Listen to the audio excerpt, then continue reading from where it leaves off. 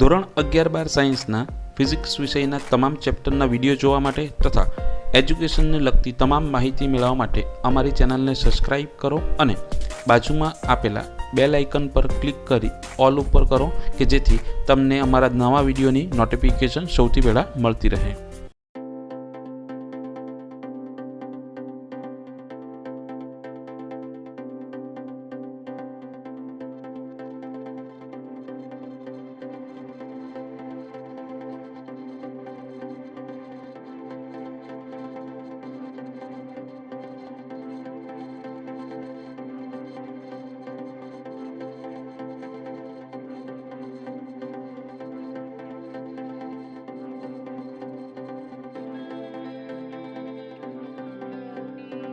નમસ્કાર, આજના વર્ષ 2025-26 ના ગણિત વિજ્ઞાન પ્રદર્શનમાં હું મોરે અનુષ્કા અને હું ટંડેલી આપનું હાર્દિક સ્વાગત કરીએ છીએ।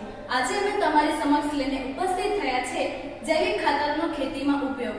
વધતી જતી વસ્તી અને અન્ન પુરવઠાની માંગણીને કારણે રાસાયણિક ખાતર અને જંતુનાશક દવાઓનો ભરપૂર ઉપયોગ થઈ રહ્યો છે। જમીનનું પ્રદૂષણ વધી રહ્યું છે અને જમીન પણ બિનઉપજાઉ બની રહી છે।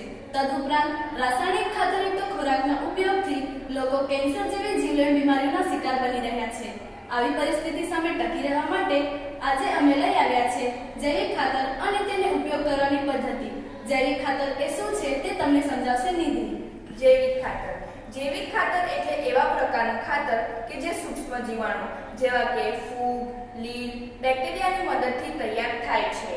આ પ્રકારના બેક્ટેરિયા જમીનમાં પણ હાજર હોય છે અને તે વનસ્પતિઓને ખૂબ જ લાભદાયી હોય છે। તે હવાનું નાઇટ્રોજનમાં સ્થાપન કરે છે, જમીનમાં રહેલા અલભ્ય ફોસ્ફેટને લભ્ય ફોસ્ફેટમાં પરિવર્તન કરે છે અને સેન્દ્રિય પદાર્થોના ઝડપથી વિઘટન માટે પણ જૈવિક ખાતર એ ઉપયોગી છે। હવે જૈવિક ખાતરના પ્રકારો વિશે તમને સમજાવશે અનુષ્કા। હવે જોઈએ જૈવિક ખાતરના પ્રકાર। જૈવિક ખાતરના 3 પ્રકાર છે: નાઇટ્રોજનનું સ્થાપન કરનાર, ફોસ્ફરસને દ્રાવ્ય કરનાર અને પોટાશને લભ્ય કરનાર।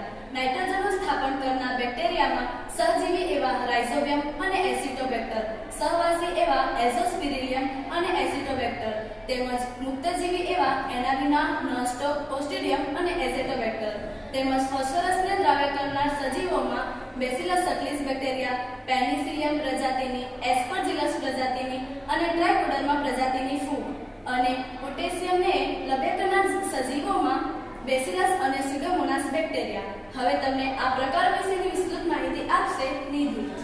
નાઇટ્રોજનનું સ્થાપન કરનાર સૂક્ષ્મ સજીવો। પહેલું, રાઇઝોબિયમ। આ પ્રકારના બેક્ટેરિયાઓ સિમ્બિકુની વનસ્પતિના મૂળમાં રહે છે અને હવામાં રહેલા નાઇટ્રોજનનું નાઇટ્રેટમાં પરિવર્તન કરે છે। વાતાવરણમાં 78% નાઇટ્રોજન વાયુ રહેલો હોય છે, પરંતુ વનસ્પતિઓ તેઓને સીધી રીતે ઉપયોગમાં લઈ શકતા નથી। પરંતુ જો જૈવિક ખાતરનો ઉપયોગ કરવામાં આવે તો વનસ્પતિઓ તેમને સરળતાપૂર્વક ઉપયોગ કરી શકે। બીજું, એઝોસ્પિરિલિયમ। આ પ્રકારના બેક્ટેરિયા નાઇટ્રોજનના સ્થાપન દરમિયાન કોઈપણ પ્રકારની મૂળ કંડિકાઓ બનાવતા નથી, પરંતુ તેઓ વનસ્પતિની વૃદ્ધિ માટે જવાબદાર છે। આ પ્રકારના બેક્ટેરિયાઓ વૃદ્ધિ પ્રેરક પદાર્થો જેવા કે ઝિબરેલિન, ઓક્સિન અને વિટામિન બી જેવા પદાર્થોની ઉત્પત્તિ માટે જવાબદાર છે। ત્રીજું, એસેટોબેક્ટર। આ પ્રકારના બેક્ટેરિયા જમીનના ઉપરના સ્તરમાં જોવા મળે છે અને તે વનસ્પતિની વૃદ્ધિ માટે જવાબદાર છે। અન્ય પ્રકારો વિશે તમને માહિતી આપશે અનુષ્કા। ફોસ્ફરસને દ્રાવ્ય કરનાર જૈવિક ખાતરો: બેસિલસ, પેનિસિલિયમ, એસ્પરજીલસ પ્રજાતિની ફૂગ જમીનમાં રહેલા છીપલા, પ્રાણીઓના કંકાલ તંત્ર અને ખડકાળ ભાગોનું વિઘટન કરી ફોસ્ફરસને દ્રાવ્ય થાય તેવા સ્વરૂપમાં રૂપાંતરિત કરે છે। ગ્લોમસ પ્રજાતિની ફૂગ જે કુદરતી રીતે ઉછેર પામે છે તે છોડની મૂળની ફરતે વીંટળાઈને સહજીવન ગુજારે છે અને છોડને ફોસ્ફરસ તત્વ મેળવવામાં મદદ કરે છે, તેમજ ઝિંક, સલ્ફર જેવા પોષક તત્વોના શોષણમાં મદદ કરે છે। ભેજ ગ્રહણ, રોગ પ્રતિકારકતા, ક્ષાર અને સૂકી જમીન સામે પ્રતિકારકતા એ તેના ઉપયોગો છે। પોટાશને લભ્ય કરનાર જૈવિક ખાતરો: બેસિલસ પ્રજાતિના બેક્ટેરિયા કાર્બોનિક એસિડ ઉત્પન્ન કરી જમીનમાં રહેલા પોટેશિયમને દ્રાવ્ય થાય તેવા સ્વરૂપમાં રૂપાંતરિત કરે છે તેમજ પીએચ જાળવે છે। હવે તમને જૈવિક ખાતરોને વાપરવાની પદ્ધતિ વિશે માહિતી આપશે નિધિ। જૈવિક ખાતર આપણને 2 સ્વરૂપે જોવા મળે છે। પહેલું, પાવડર સ્વરૂપે અને બીજું પ્રવાહી સ્વરૂપે, અને તેને વાપરવાની કરવાની મુખ્ય 3 રીતો છે. પહેલું, બીજની માવજત. બીજની માવજત માટે સૌપ્રથમ આપણે 200 ગ્રામ જેટલા જૈવિક ખાતરને 1 કિલો જેટલા બીજની અંદર ઉમેરીશું અને આ તૈયાર કરેલા મિશ્રણને 30 મિનિટ સુધી છાંયડામાં સૂકવીશું. ત્યારબાદ 24 કલાક બાદ તેનો વાવેતરમાં ઉપયોગ કરી શકાય છે. બીજું, જો આ જૈવિક ખાતર પ્રવાહી સ્વરૂપે હોય તો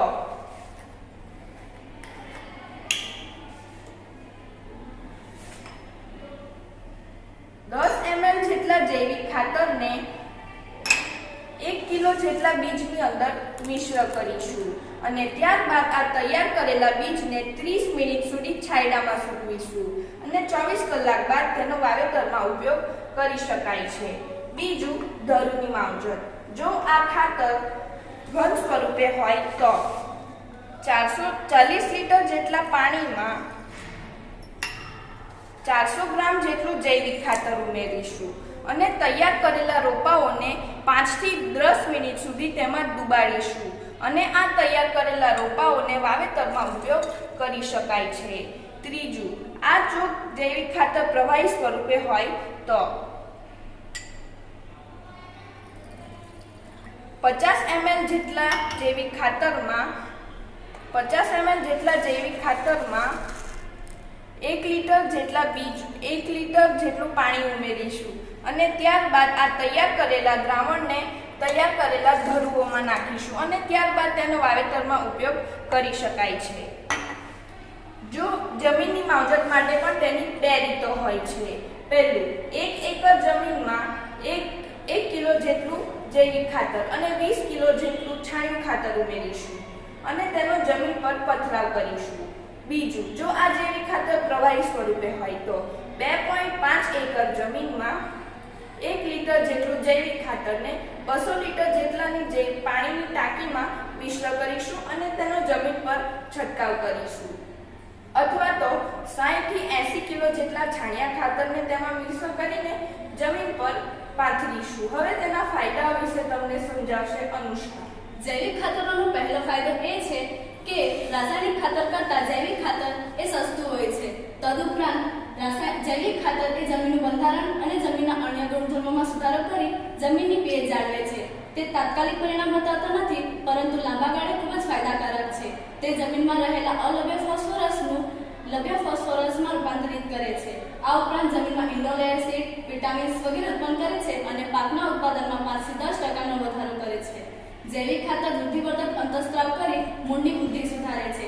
જૈવિક ખાતરના સતત 3 થી 4 વર્ષના ઉપયોગ કર્યા પછી ફરીથી આપવાની જરૂર રહેતી નથી, કારણ કે તેના માત્ર જીવાણુઓની સંખ્યામાં વધારો અને વૃદ્ધિ માટે પૂરતા છે.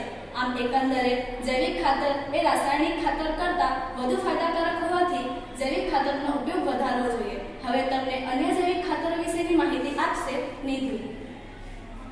ઉપરોક્ત ચાર્ટમાં કેટલાક જૈવિક ખાતરોની યાદી બનાવવામાં આવી છે. પહેલું, બાયોગ્રો. આ પ્રકારનું જૈવિક ખાતર ટામેટા, મરચા, ગલગોટા અને બટાકાના પાક માટે ઉપયોગી છે.